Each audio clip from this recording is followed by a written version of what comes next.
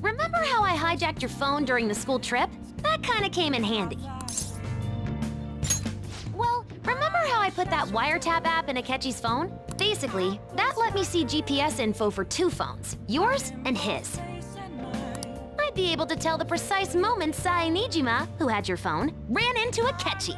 That's when I saw my chance, and beep, sent the signal to activate the Metaverse Navigator. But there was a chance they'd just pass each other without saying a single word. That's why we needed you to tell Sae Nijima to show the phone to Akechi.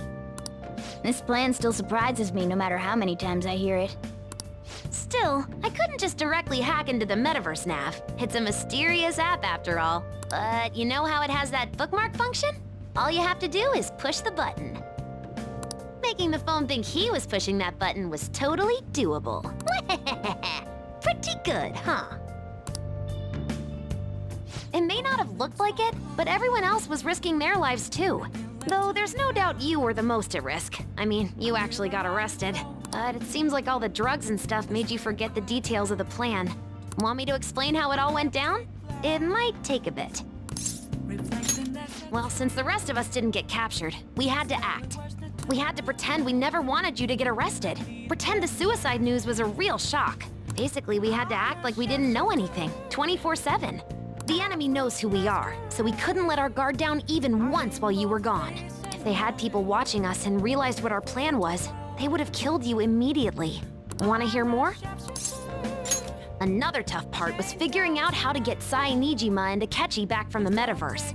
In order to return to reality, you have to go back to the point where you came into the metaverse. So, Sae and Akechi had to go through where the nav was activated, as in, the hall where they met. Akechi would just come back the same way after the assassination. The real issue was Sae Nijima. We needed to stop her for a moment before she headed back toward the interrogation room. But nothing can be sent to a phone inside a palace. So, I had to program the messages in beforehand. In doing so, I made it seem like the messages were coming at that exact moment in time. That part was kinda last minute, so I had to pull an all-nighter trying to get it set up. I'm really on a roll here. Wanna hear some more? Let me see. Another problematic thing was... Oh yeah, tying Akechi up. That was really tough. I obviously don't mean the real Akechi. Even if we could do that, it would ruin our plan. The one we had to tie up was Sae Nijima's cognitive Akechi. This part's really complicated. I know you're tired. You sure you want to hear all of this now? Well, we needed to lure Akechi into Sae Nijima's palace and have him kill the cognitive version.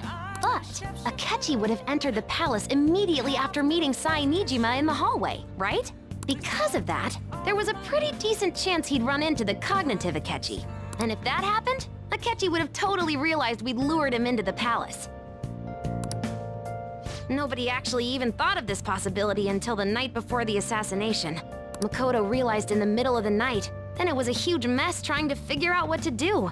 In the end, we chose to sneak into the metaverse while the plan was happening to tie up the cognition. Because you told Sae to show him the phone, we expected her to chat with him for at least a bit. So, we had a few minutes to strike after the cognitive Akechi showed up, but before the nav activated. It was Operation Tie Him Up! Though it wasn't really much of an operation in the end. Thankfully, Sae Nijima didn't know his true nature, so the one that appeared was an ordinary kid. It was pretty simple surrounding him, knocking him out, and tossing him on another floor.